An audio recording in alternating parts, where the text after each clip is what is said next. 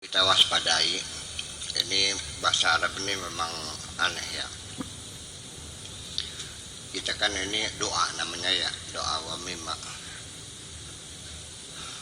Fi'il madinya da'a yad'u. Kalau masdarnya da'watan itu beda dengan da'a yad'u doaan. Fi'ilnya sama, da'a yad'u da'watan, artinya memanggil atau mengundang. Jadi dakwah itu artinya invitation, undangan. Kan biasa undangan itu dakwah.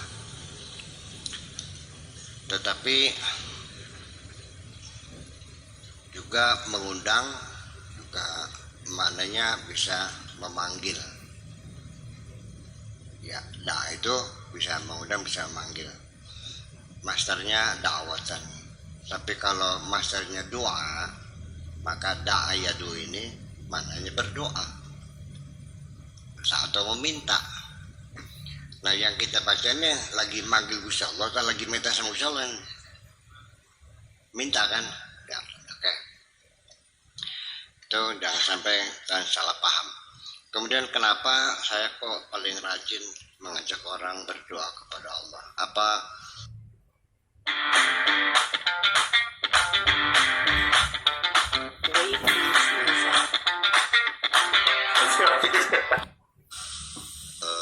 makosidnya apa?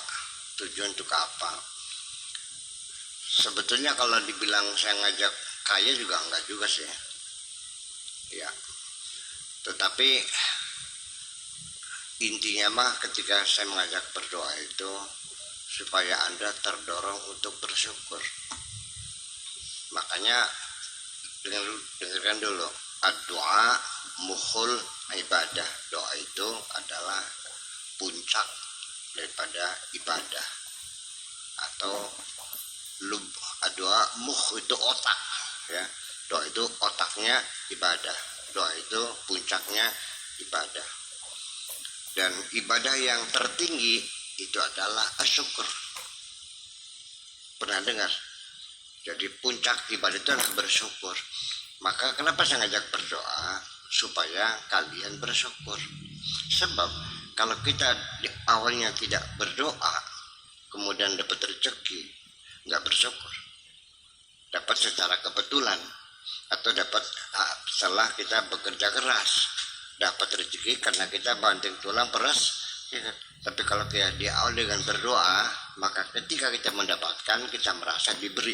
Nah, ini yang paling penting, merasa diberi oleh Allah, itu yang penting. Ini psikologisnya seperti itu. Seperti juga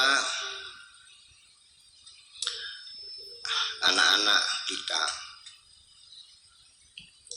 selama ini kan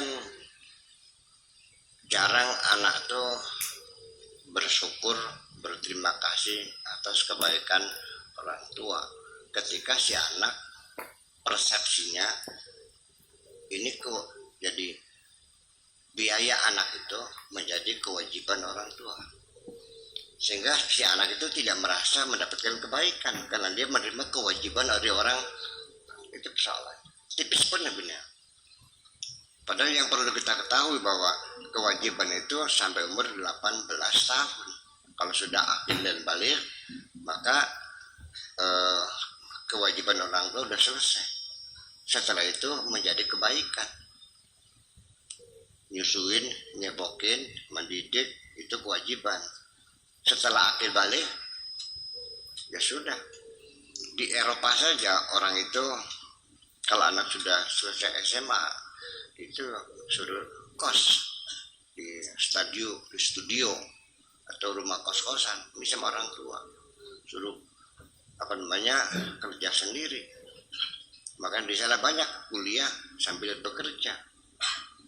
Kalau di sini ya sampai sekuliahnya, sampai mencari pekerjaannya, sampai kawinnya, sampai istrinya hamil juga biaya bidannya orang tua lagi. sampai anaknya melahirkan juga biaya orang tua lagi, dan selama itu dianggapnya sebagai kewajiban orang tua. Salah paham. Jadi kita harus menyadari setelah kita akil balik, semua itu adalah kebaikan orang tua. Itu yang penting. Jadi artinya bahwa kenapa ibadah syukur itu ibadah tertinggi? Kan dalam syukur ada pengakuan. Bukan hanya mengaku Tuhan ada, tapi juga mengakui kebaikan-kebaikannya. Itu yang paling tertinggi. Percaya enggak? Kalian bisa saja mengakui Buya Sakur ada. Nggak ada artinya kalau sekedar meyakini ada. Buktinya mana? Ya kelihatan mata orangnya ada. Iya, terus di mana nilai pengabdian kita, ibadah kita ketika Anda mengakui jasa Buya Sakur atas diri? Baru munculnya penghormatan itu. Yakin kan? Ini tipis banget ya, tidak menyadari. Kenapa ibadah syukur itu ibadah yang tertinggi? Ya karena di dalam ibadah itu bukan sekedar mengakui Allah ada, tapi mengakui segala kebaikan-kebaikan. Yang aneh lagi, Allah sesungguhnya tidak minta apa-apa. Allah membuat kamu tidak minta imbalan. Allah menyuruh kamu bukan karena kebutuhan. Allah melarang kamu bukan karena takut. Tidak. Semuanya adalah karena kasih sayang. Dan Allah tidak mengharapkan apa-apa dari kamu itu. Hanya minta pengakuan. Nah itulah. Apa yang diakui? Bukan sekedar mengakui adanya, tapi mengakui segala jasa dan kebaikannya. Wa ma khalaqtul jinna wal insa illa liya'budun. Nah, ibadah itu artinya apa? Yang intinya adalah pengabdian itu artinya pengakuan kita terhadap kebesaran Tuhan itu. Nah, ini makanya membedakan orang yang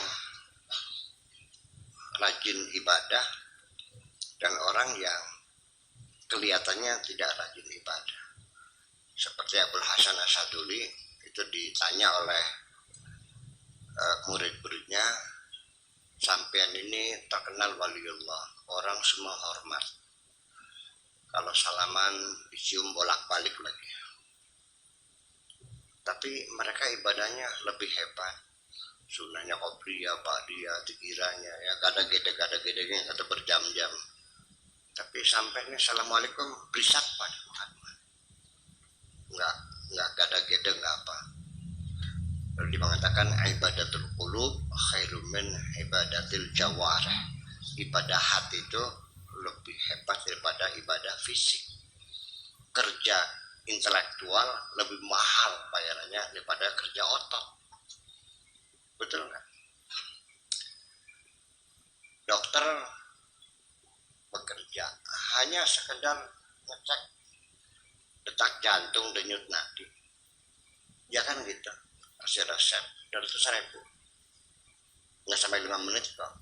Man kadim sehari, jemur punggung di matahari, berapa bayarannya? 50.000. Nah, jadi salah paham, kalian ini lebih memilih kerja fisik, ya bayarannya murah, cering. Kalau kerja intelektual blek-blek seperti itu. Nah, itulah makanya karena ibadah hati itu adalah ibadah pengakuan, rasa syukurnya, menyanjungnya, mencintainya. Sekarang begini, kita bekerja di kantor atau bekerja di setempat. Ketika kita bekerja atas dasar ini satu kewajiban, pasti itu ngejar. Betul nggak? Dan juga kerjanya tidak akan pernah ada terdorong ingin mencapai tingkat optimal. Yang penting jam 6 masuk, jam 4 pulang. Bagaimana meningkatkan kualitas tidak pernah terpikirkan. Dan setiap kita melakukan pekerjaan diyakini sebagai satu kewajiban, maka ya kiyang berkiyang dikiyang-kiyangkan. Bisa nggak bisa dibisakan. Tapi kalau kita bekerja kepada orang yang kita cintai, tentu kita akan terdorong, termotivasi kita untuk bekerja terus setiap hari meningkatkan kualitas kerja kita. Saya kira seperti itu. Jadi banyak orang yang terjebak tenggelam dalam ritual sebagai ritual, maka sih dosanya nggak ada, ya akhirnya tidak ada efek baliknya, nggak ada, ya begitu aja kualitasnya. Nah itulah inti daripada filosofis dari doa yang saya sampaikan itu. Nah hari